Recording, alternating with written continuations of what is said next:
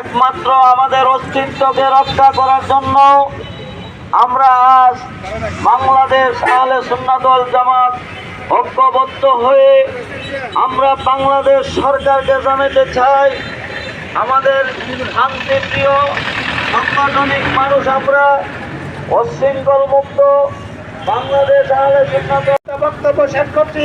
আপনাদেরকে ধন্যবাদ জানাচ্ছি। আসসালামু আলাইকুম ওয়া রাহমাতুল্লাহি ওয়া বারাকাতুহু।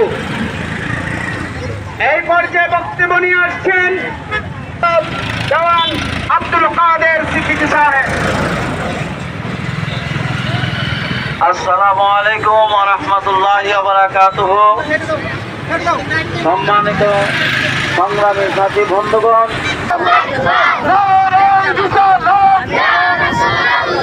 আমার ভাই বলল চলো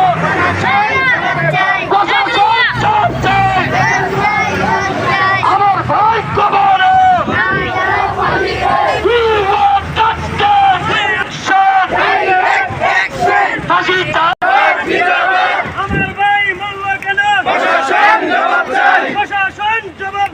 আমার ভাই বলল কেন বাহিরে আমার ভাই কবরে আমার ভাই কবরে শুনে কেন বাহিরে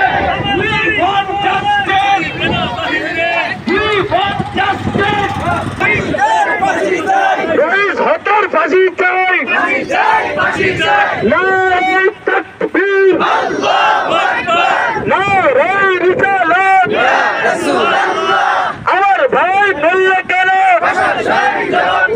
প্রশাসন জবাব চাই আমার ভাই বলল কেন নারে তাকবীর নারে রিসালাত ইয়া রাসূলুল্লাহ আমার ভাই বলল কেন বাহিরে